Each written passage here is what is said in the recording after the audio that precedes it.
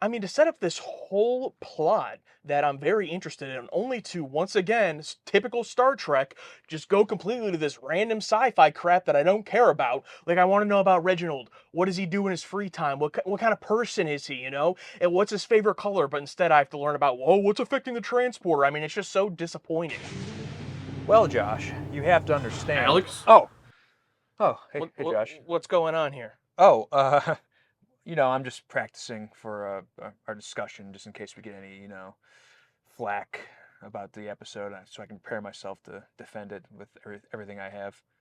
Okay, computer and program. Please have a seat. Okay, you ready to actually talk about it? Yeah. A serious accident releases highly toxic chemicals, Begin evacuation of secondary hull. and contamination ignites a chain reaction that's tearing up the Enterprise. Controls are not responding, sir. Now the crew faces destruction at breakneck speed We can't shut it down, Captain. She's accelerating out of control. on the next exciting episode of Star Trek: The Next Generation. Nothing about the holodeck. Nothing about the dude or the how. Well, no one's gonna get sold on the episode about Reg, I guess, but not even like I would. plus an ethical quarry. Just reveals the solution to the problem in the teaser. Good lord. All right, so yes, I was practicing earlier, right here on the holodeck to defend this episode with every fiber of my being and add that hot streak to a one because I love this episode. I had a great time. What's it called? Hollow Pursuits, and Pursuits. I caught a little bit of what the program Hollow Josh, I guess, that you had running was saying, and I completely disagree with him. I love this episode, absolutely. There are a few things about it I wish were different. We'll talk about that, but let's start off with all the positives. The character of Reginald Barclay, played by Dwight Schultz, one of the best, if not the best, guest performances of this season, at least. Got to put also the character from The Defector up there, the Romulan character. But there's been a few good ones, but he's definitely up there. I do think his performance when he's playing the introverted side on the Enterprise sometimes falls a little bit flat, but it's mostly pretty good. And then all the stuff with him, the holodeck, is great in all the different scenarios. But I got to start with the hook, the beginning of the episode, because that was one of the best, if not the best hooks ever. I thought it was just some type of sexual role play or maybe a dream sequence or something. For whatever reason, I didn't even think of the holodeck because up to this point, we haven't seen a recreation of our characters, like, I don't want to say against their will, but without their knowledge. Yeah, no. I'm trying to think. No, because every single one, whether it's all the other holodeck episodes, yeah, for the most part, it's always been people that they know either it's all fake people or the real people are in the holodeck as themselves, like they're not being recreated. I guess the closest example of using a real person is the Geordi episode where he has to try to figure out the problem and he uses a real life person, but she's not a crew member. So this is one of the weird hooks where it's like, oh, these are all real people on the ship. And we were kind of discussing the ethics of this. Like, this is kind of messed up. And they even said in the episode, well, there's nothing in the books that's like against this. This is a violation of protocol. Crew members should not be simulated in the holodeck. Commander, I don't think there's any regulation against... Well, there ought to be. Everyone's had an episode so far this season, I feel like. And we've had our Klingon episode. We've had our Data episode. And I felt like there was something missing. We haven't had a holodeck episode. And God, we talked about it. Like, Klingon episodes always hit. But I forget that holodeck episodes always hit as well. Yeah, and another close example a few episodes ago, matter of perspective, Riker and Geordi are being recreated in the holodeck, but they're there. They know and are aware that they are being recreated, and it's more so a recreation of past events, not interacting with them in the present. Oh, right. So this is, breaking new ground. That does lead me to one of my disappointments in that I wish we dug more into the ethical side and the is this right or wrong, how do our characters feel about it. We don't really, we get the one sequence of Troy and Riker and Geordi seeing themselves in there and interacting with them, but it's played mostly for humor, which worked. The humor was great. Mhm. But then after that, the last scene with Barclay is in a holodeck simulation. We don't even get to see like any fallout of these characters seeing that he's doing this because it's right into that problem of the episode. And I wish there was just a little bit of like, hey, this is why this isn't okay, or well, this is why I think it is okay. You don't have to give me a decision or like tell me what's right or wrong, but like at least have some type of discussion that's not purely just for humor. I think that's probably the biggest missing piece of the episode. Yeah, in fact, there's even a scene where we don't even see Barclay's reaction to him like sleeping and then waking up, and then I guess my whole thing was that he feels like an outcast, and Guinan even has that talk with Geordi. Well, If I felt that nobody wanted to be around me, I'd probably be late and nervous too. so maybe they didn't want to come down on him too hard because they have been coming hard. Whoa! Whoa! Truckster, we're alive. No, because they have been super hard on him because he's always nervous and late and anxious. So maybe just another scene of him like beating him down for that. But maybe that would be an entire episode if he wasn't like he's such a sympathetic character in my opinion. Now if he was kind of like a dick, maybe that could help work. But and I know like when the plot devolves from the fun parts of the episode, it can be a bit. Oh God, here we go. Oh, the ship's gonna blow up. Great. Why? But it does resolve with Barclay figuring it out, and it directly does have to do with them. And I thought the slow clues were great. While watching it, was I like, please just get back to this. But at the end, I was very satisfied with like, oh, it does make sense, and it does have to do with them. It does kind of tie into the whole thing.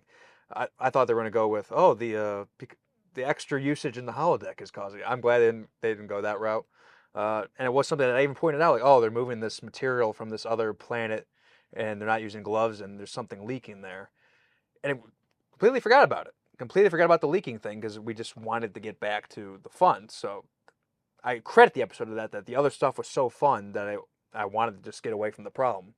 But when the problem came back, I'm like, oh, I Yeah, respect it it. was actually set up in the beginning, and it wasn't that, oh no, forget the plot of the episode, an asteroid's coming. Like, no, it was set up earlier. Yeah, yeah. So it makes sense. I do wish it was a little bit more connected in the way where you said you didn't want them to go the route of like, oh, it's because of the holodeck, but they could have done something where maybe he has to do more of, use something that he learned in the holodeck or something he did in his holodeck programs, but now do it in real life.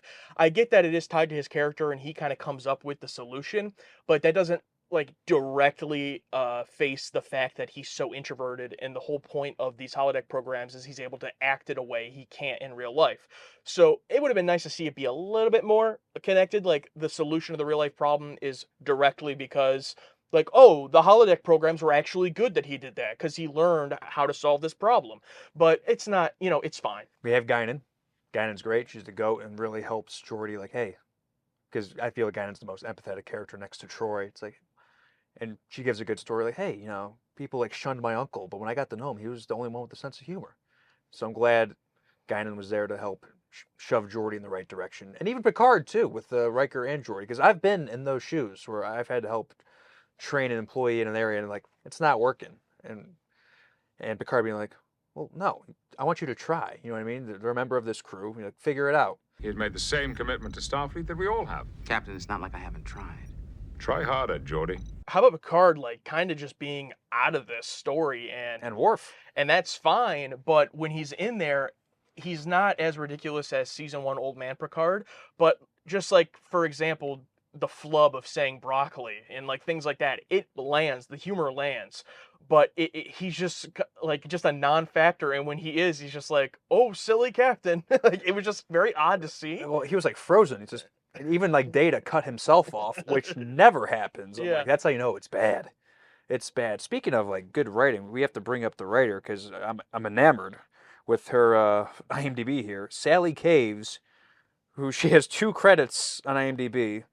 One is this episode, and one is an episode of Deep Space Nine, and that's it. So I'm sure someone's going to tell us, but maybe it's one of those fan submissions. And I thought the writing was very well done in this. It's got to either be a fan submission or fake name, and I hope it's not fake name because why would they reuse it for Deep Space Nine? But also, really thought the writing was good. So I hope it wasn't a matter of like, oh, it was actually Ronald Moore, but he hated the episode and didn't want to use his name. Combined with the direction of Cliff Bowl, Cliff Bowl yet again. Just you know, you need a solid banger. It's like, give me that script. Yeah, this is my thoughts. It's like Ira or Michael Pillar or whoever it is behind the scenes seeing this script and they're like, wow, this is really good. Someone call Cliff. Is Cliff here?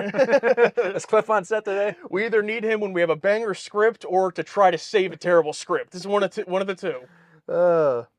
I'm trying to figure out what number 9 was because I really want to remember. I'm just guessing it's the one with the Three Musketeers. I'm gonna look it up. I hope it's I kind of like the mystery, if it's not established. Erase all programs filed under Reginald Barclay, except program 9. I really want to praise this guy's acting. You said you didn't like him when he was on his insecure side. No, mostly it was good. There was just a few moments, like in particular, the conversation he has with Geordi when they're in the 10 Forward, right after Geordi discovers him in the holodeck, where it was just like some of the lines fell a little bit flat, where it's like, I could tell it's an actor pretending to be introverted. Like, he's so convincing in the confident scenes that it kind of took me out of it just a little bit of like, okay, I know this is the actor acting introverted. It's really hard to pull off two completely different personalities like that, so I get it, but mostly it was fine. Yeah, it was good. and they gave, the ball was in his court the entire episode, where the main cast was sidelined, and I thought he knocked it out of the park. I loved both performances. It is tough when the very first thing we see of him is him being a dick, drinking in the bar. I'm like, oh, weird. And then, hard cut or hard contrast and stumbling. And it's like, okay. As it went on with him more stumbling and bumbling, I'm like, okay, I get it.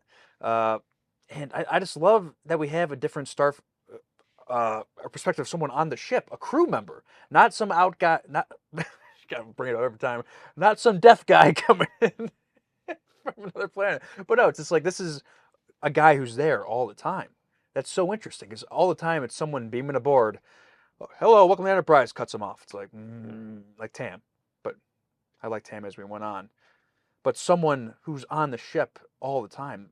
I feel like there's so many stories. Maybe that's why they made Lower Decks and all these other shows. Like, there's so many people on this ship. There's so many occupations. The results are not results. The options are limitless of what we can do. And I'm glad that they took a chance on a lower level engineer. Why not? Yeah, absolutely. And when we start off the episode and Geordi and Riker are talking about him with Picard and kind of complaining about him, actually before they even talk to Picard, it's just Geordi and Riker talking amongst each other about him and like the name Riker tells him about broccoli and then the scene with Picard after. And at first I was worried about Geordi because I was like, uh-oh, is Geordi he just seems like he's gonna be like this whiny, like not good boss. But he turns it around, and he actually, by the end, I thought this was a really strong showing for Geordi. Like, you get to see a challenge that he has as the chief engineer, not getting along with one of his subordinates and overcoming that. And by the end, they have like basically a friendship. And, he makes the comment like, nice to have you here in the real world or whatever he said with them. So that was great. It's Riker who comes off just like very flat in this episode and hates him from beginning to end, basically. Yeah, Riker didn't have a flip until he saw Troy in the holodeck. Until then, we didn't see him do his signature smile once. And even then, he's only laughing at Troy. It's not. Yeah, it was almost to the point of uncomfortability, where it's like, come on, Riker. We've seen you in season 1 and 2. We know you like to play dress up. I feel like seeing you dressed up like that would give you a little kick, that you would appreciate it. I feel like you should have had some switch a little bit earlier, because he was like, I'm gonna fucking kill. He was like just bully this episode, just like a big bully. Yeah, it's just like he's fine, but it doesn't really fit him. And maybe sometimes he feels what the captain is also feeling, but the captain is also, hey, give him a chance. And Riker's still like, no. And he's not even directly dealing with them. Like, Geordi's the one mainly dealing with him. I'm sure Riker deals with him as well. But he was late a few times. Yeah, it's almost like because then I think about last episode with Tam too. He didn't like him either, but they had a history. Yeah. But, there's this recurring theme of like outsiders and not fitting in. It's like, is Riker just like extremely charming and like a really cool guy, but maybe there is like a little bit of a side to him that's a bit of a jock, a bit of like a popular guy who doesn't like nerds. Like, maybe there's a little bit, but then he's such good friends with Geordi and everyone else. But is it because they're the higher ups that it's like, oh, I'm cool with them? But he has a little bit of that doesn't get along with the lower deck people. I feel like there's a good story somewhere where Riker, maybe in Starfleet Academy, where Riker was a dick to someone, and then later on he runs into him, and it feels like a tired, story. Like our hero was a bully back when he was younger, and he has to pay for it later. But I feel like that could be a good story. It is a very I mean, yeah, I mean, 21 Jump Street, Channing Tatum, Jonah Hill, Monsters University, Sully and Mike Wazowski. I mean, he is that, he could be that character for sure, but who would be the counterpart? Like, Geordi? I'm wondering who it would be. Well, not any of our crew, but just they come across another ship, Oh, okay. and there's someone on that ship that Riker recognizes, and he thinks it's like, oh, it's all cool, but Riker was a dick to this guy, Oh, okay. and like this guy has it out for him. So a little bit different than the examples I named then, where it's like they had to come together and be friends. But in this example, it's like, oh no, this is the guy I was a dick to, and now I have to pay for it later on. I guess the better example is, can't believe I'm referencing this, the bench warmers. Okay. Marina Sirtis having to act as like a very different variation of Troy. I thought she did a very good job, very convincing, and I think her best scene though is after seeing how Reg interacts with all of those holodeck Troys, then seeing the scene of him actually in Counselor Troy's room, Yeah. and her being completely unaware of all of that, and like everything she's doing, we know as the audience is like really setting this guy off, but she's just like, this is just my normal job, like this is very weird. That was so great about this episode with the writing and direction is it feels like a sitcom. It felt like I was watching an episode of The Office or Frasier, where it's like all just misunderstandings or like uncomfortable situations that one character knows and one character doesn't. It's like, oh god. Or someone walks into a room like when we're just the anticipation, it's coming, where it's Riker and Geordi are going to the holodeck, and like Troy's like, oh, I'll come along too. It's like, no, don't. And you just know it's coming. And it does, but we didn't see him wake up and react to all that. Yeah, and to add on to that, I mean, yes, I felt more secondhand embarrassment in this episode than probably anything in Star Trek thus far that I can think of. Mm-hmm. But there's a sick part of me that loves that secondhand embarrassment and that cringe. Like, that's why I love series like The Curse, and I kind of wanted them to walk in on him just like in one of those scenarios, straight up making out with Troy. It would have been so devastating, but I kind of wanted to see it just for that awkward moment, because every time Geordi walks in on him and both of them, he's not in that precarious of a, like, it's weird, but you could just play it off as like, oh, it's just some weird fantasy thing. It's not what we saw earlier twice with the first opening scene and then the one where he straight up makes out with Troy. Like, if they walked in on something like that, that secondhand embarrassment would have went through the roof, and I, in a sick way, would have enjoyed that, but it just didn't quite. I don't know if they weren't brave enough to do that or didn't know how to handle it. If they did, I wonder if it would just derail the whole other plot. You know what I mean? Who cares? Like, who cares? Yeah. Like, they wanted to get back to that. If they walked in on that, that's the rest of the episode. Yeah. You're not jumping back after that. Because still, none of them know. Like, they kind of have a vague idea of what's going on, but they don't know, except for Guinan. Except for Guinan.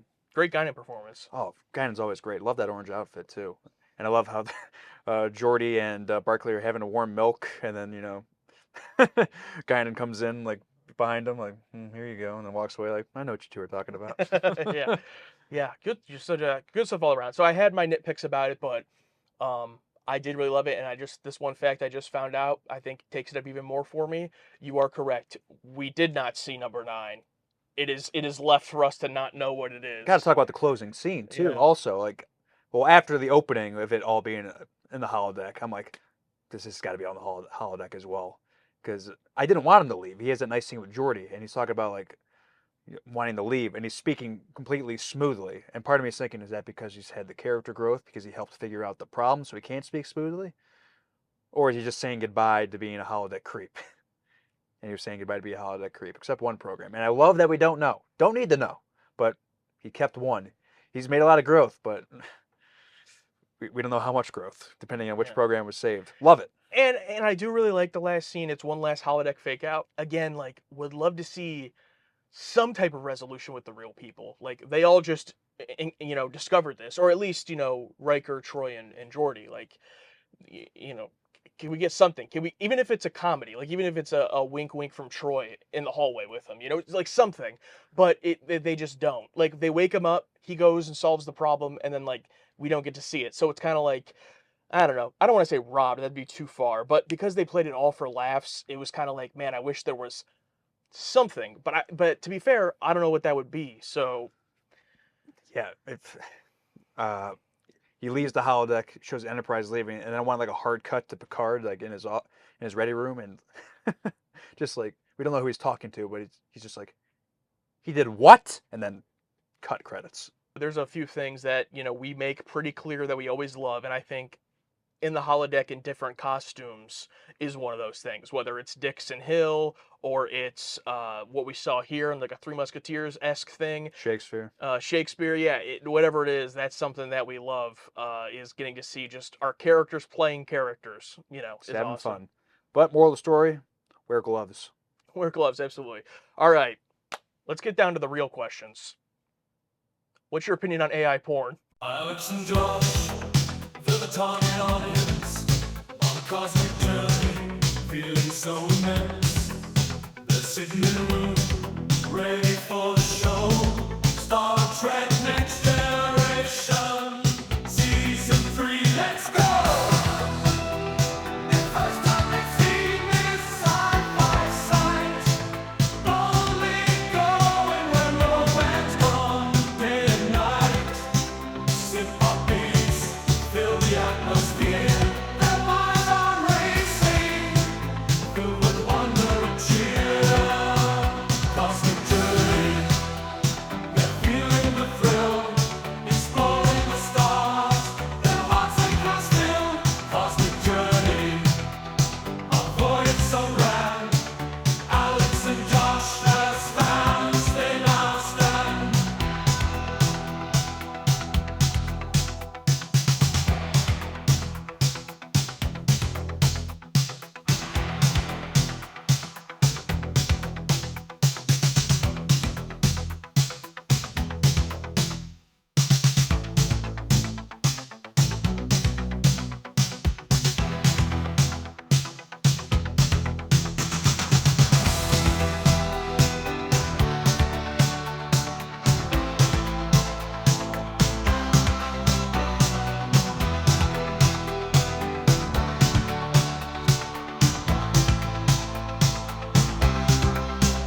Cosmic journey, a voyage so grand. Alex and Josh as fans, they now stand. If I found out that someone was, I don't know, pleasuring themselves to me just, telling me they think about me during that or they fantasize, I'd feel strange about it. But there, first of all, someone is doing that right now. But just statistically, probably.